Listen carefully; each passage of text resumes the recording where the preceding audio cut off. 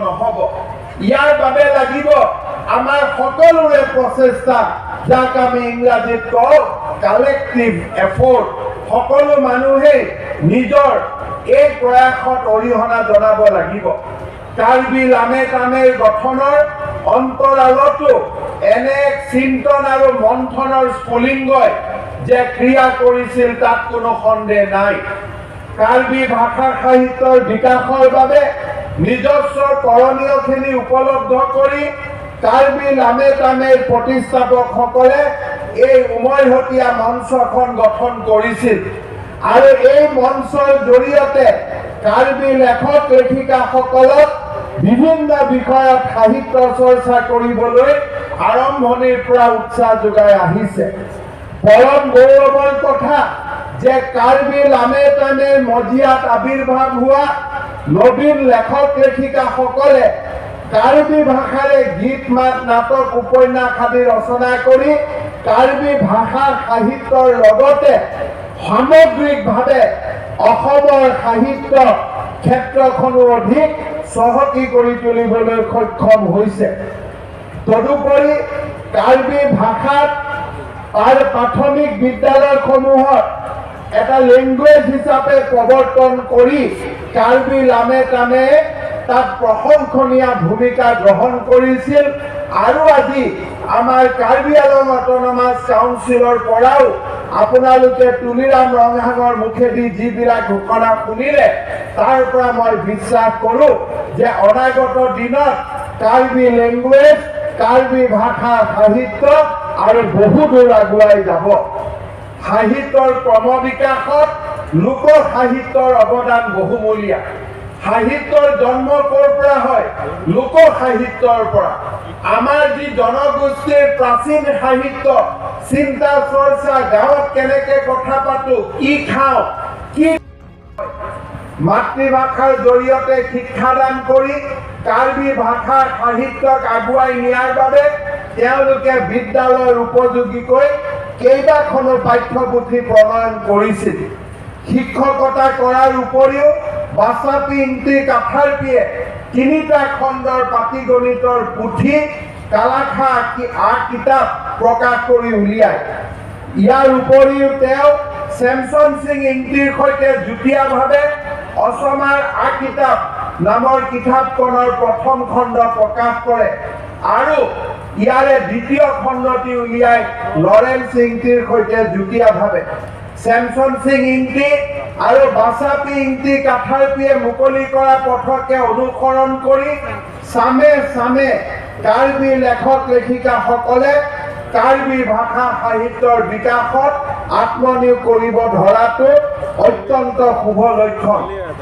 কাৰ্বি ভাষা সাহিত্যৰ উন্নতি সাধনত যিসকল ব্যক্তিয়ে অগ্ৰণী ভূমিকা লৈছে সেইসকলৰ ভিতৰত কাৰ্বি ভাষা সাহিত্য সংস্কৃতিৰ গৱেষণাৰ বাটকটীয়া স্বৰূপ ৰংবং তেৰংগৰ নাম প্ৰথমে ল'বই লাগিব।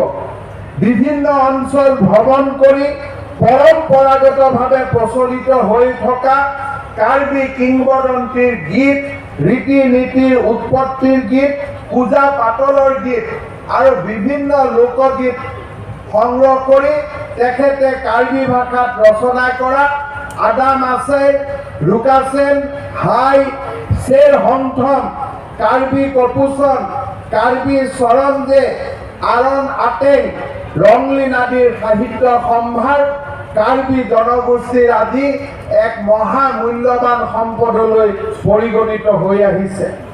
কাৰ্বি ভাষা সাহিত্যৰ বিকাশত এসময়ত কটন কলেজত শিক্ষা গ্ৰহণ কৰা কেহাইবেৰ অৱদান নিঃসন্দেহে যথেষ্ট গুৰুত্বপূৰ্ণ।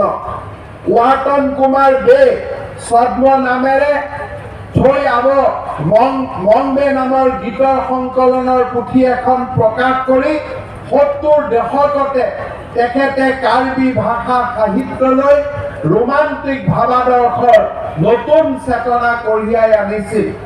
60 দশকত পীঠে কিমিৰ পাততে সাহিত্য চৰ্চাৰ পাতনি মেলা কাৰ্বি সাহিত্য সংস্কৃতিৰ সাধক লংকাম তেৰণেও কাৰ্বি ভাষা সাহিত্য জগতলৈ অনবদ্য অৱদান আগবঢ়াই থৈ গৈছে।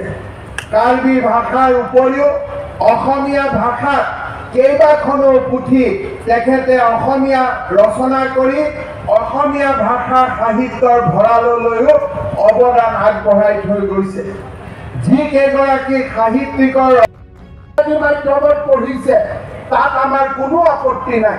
কাৰ্বি আংলঙৰ ল'ৰাই ইংৰাজী মাধ্যমত পঢ়িছে তাত আমাৰ কোনো আপত্তি নাই। বহল পৃথিৱীত ল'ৰা ছোৱালী আগুৱাই যাব লাগে, কিন্তু আমি এটা বিচাৰিছো আমাৰ ল'ৰা ছোৱালীয়ে যাতে কাৰ্বি ভাষা, অসমীয়া ভাষা, বড়ো ভাষা, ইংৰাজী বা হিন্দী মিডিয়ামত পঢ়িলেও আমাৰ ভাষা যাতে কম্পালচৰিলি পঢ়িব পাৰে তাৰ বাবে আমি ব্যৱস্থা কৰিব লাগিব।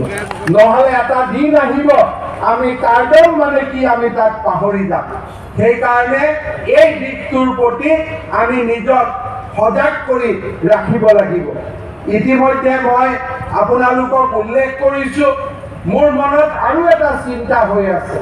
কেইদিনমান আগতে কাৰ্বি আংলঙৰ ল'ৰা ছোৱালীসকল মই আহোঁতে মোক কৈছিল যে দাদা আমাৰ চাকৰি বাকৰি কম হৈছে। এতিয়া সমস্যাটো হ'ল যে কাৰ্বি আংলং এখন অসমৰ জিলা বা দুখন জিলা, কিন্তু অসমখনো কাৰ্বিসকলৰ ভাগ্য অকল মাত্ৰ বৈঠালাংচুৰ পৰা বোকাজানৰ মাজতে সীমাবদ্ধ হৈ থকা নাই। সমগ্ৰ অসমখন কাৰ্বিসকলৰ।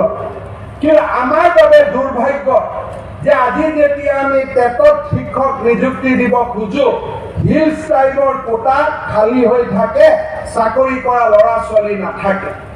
আজি আমাৰ অসমত বহুত পোষ্ট আছে, হিলছ ট্ৰাইবৰ কেটেগৰী খালী হৈ থাকে, কাৰণ কাৰ্বি আংলঙৰ ল'ৰা ছোৱালীসকল বাহিৰত ওলাই যাব নোখোজে। তেওঁলোকৰ মনত ইচ্ছস্ততা আছে, এই ইচ্ছস্ততা আমি এৰিব লাগিব। আমি অসমীয়া ভাষাও শিকিব লাগিব, ইংৰাজী ভাষাও শিকিব লাগিব, হিন্দী ভাষাও শিকিব লাগিব, কাৰণ কাৰ্বি আংলঙৰ ল'ৰাই উত্তৰ প্ৰদেশতো চাকৰি কৰিব পাৰে, গুৱাহাটীতো চাকৰি কৰিব পাৰে, মাদ্ৰাছতো চাকৰি কৰিব পাৰে, কাৰণ ভাৰতখনো কাৰ্বি আংলঙৰ, অসমখনো কাৰ্বি আংলঙৰ। এই কথা আমি সকলোৱে মনত ৰাখিব লাগে। আজিৰ দিনটোত মোৰ ৩,০০০ অসমৰ স্কুলত কাৰ্বি হওক, ডিমাচা হওক, হিলছ ট্ৰাইবৰ পোষ্ট খালী হৈ আছে। কিন্তু যেতিয়া আমি চাকৰি কৰিব যাওঁ, ধুবুৰী, বৰপেটা, দৰঙত আমাৰ পোষ্টিং দিলে কাৰ্বি আংলঙৰ ল'ৰা ছোৱালীয়ে কষ্ট পায়, অসমীয়া ভাষাত কথা ক'ব নোৱাৰে, সেইকাৰণে চাকৰি আমাক কাৰ্বি আংলঙৰ ভিতৰতে লাগে। কাৰ্বি আংলঙত কিমান চাকৰি ওলাব? কাৰণ কাৰ্বি আংলং হৈছে প্ৰকৃতিৰ এটা ডাঙৰ বৰদান। ইয়াতে উদ্যোগ আনিব নোৱাৰি, ইয়াত পলিউটিং ইণ্ডাষ্ট্ৰী আনিব নোৱাৰি। গতিকে কাৰ্বি আংলঙৰ ল'ৰা ছোৱালী অসমখনৰ আন জিলালৈ আমি ওলাই যাবই লাগিব।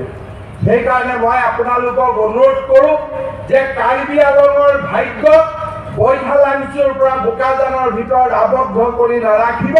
শদিয়াৰ পৰা ধুবুৰীলৈ অসমখন আপোনালোকৰ, আৰু কচ্ছৰ পৰা কামৰূপলৈকে এই সমগ্ৰ ভাৰতখন আপোনালোকৰ। এই চিন্তা আপোনালোকে সদায় মনত ৰাখিব। ১৮শ শতিকাত ইংলেণ্ডৰ সাহিত্য সম্ৰাট আৰু ইংৰাজী ভাষাৰ বিশ্ববিখ্যাত অভিধান প্ৰণেতা ছেমুৱেল জনছনে কৈছিল, যিকোনো ভাষাৰ মৃত্যু সংবাদ শুনিলে তেওঁৰ অন্তৰত গভীৰ আঘাত পায়, কাৰণ যি বনাইছে সেই নিয়মৰ অধীনত আমি এইবাৰ সিদ্ধান্ত লৈছো যে কাৰ্বি আংলঙৰ বাজেট নিৰ্দিষ্ট টকাৰ ওপৰত ভিত্তি কৰি কাৰ্বি আংলঙৰ বিধানসভাই বা কাৰ্বি আংলঙৰ কাউন্সিলে ঠিক কৰিব, অসম বিধানসভাই ঠিক নকৰে। কাৰ্বি আংলঙত ইয়াৰ পুঁজি ক'ত কেনেকে ব্যৱহাৰ হ'ব সেই সিদ্ধান্ত কাৰ্বি আংলঙত হ'ব।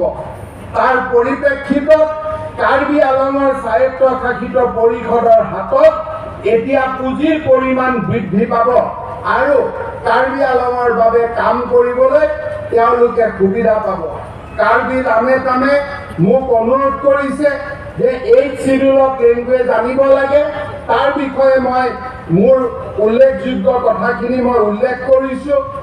ডিফুত এখন ইঞ্জিনিয়াৰিং কলেজ, কাৰ্বি আংলঙত এখন বিশ্ববিদ্যালয়, Karbi Alongor School of Language Teacher Regularization, Karbi Lammet Amei babe eta special financial package aru amar yate প্লেইনছত থকা কাৰ্বি লোকসকলৰ বাবে এখন কাৰ্বি ৱেলফেয়াৰ কাউন্সিল লগত আৰ্টিকল 244 কে ধৰি সকলো কথা এই মেমৰেণ্ডামত উল্লেখ কৰিছে আমি এই সকলো কথাই অত্যন্ত গুৰুত্ব সহকাৰে বিবেচনা কৰিম আৰু কাৰ্বি লামেট আমেই আৰ্থিকভাৱে সম্পূৰ্ণ শক্তিশালী কৰি তোলাৰ বাবে ৰাজ্য চৰকাৰে সকলো ফালৰ পৰা সহায় কৰিব বুলি মই পুনৰবাৰ প্ৰতিশ্ৰুতি আগবঢ়াইছো শ্ৰদ্ধাৰ ৰাইজ অৰ্থাৎ মোৰ ভাষা জননী মোৰ চিৰ চেনেহী নেপি আলামনে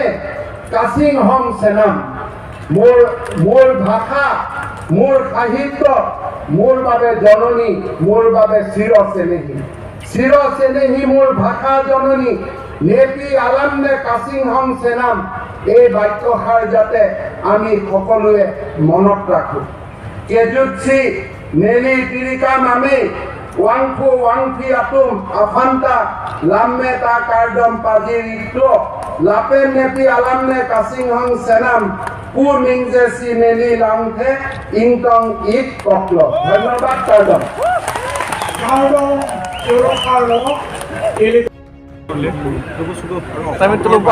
আন্দোলন বিবৰ্জিত পৰিৱেশ বিচাৰিছে চৰকাৰে যদি কিমান নিদিয়ে তাৰ কাৰণে ন্যায় আছে আদালত ক্লাছ এৰি আন্দোলন কৰাত গ্ৰহণযোগ্য হ'ব নোৱাৰে আৰু সেইটো অসমৰ পৰিচয় হ'ব নালাগে ঠিক আছে Sir, regarding super state that you have announced, it is already there na today we have announced another state that the budget of Karbi Along will be prepared by the Karbi Along people itself. It will not be prepared by the Development Commissioner of Hill Area, nor by the Assam CM.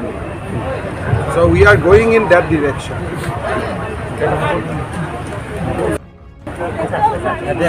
Address to তোমাৰ দেউতাক লৈ তুমি এদিন আহি যাবা তোমাৰ কিছু MSc কোনটো কৰা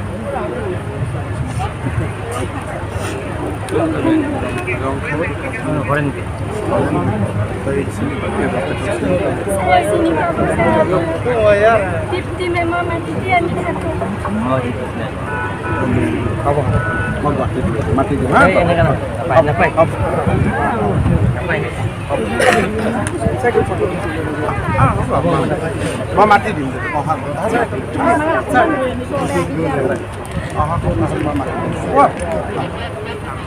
মাত কি নাম এই নাম কি নমস্কাৰ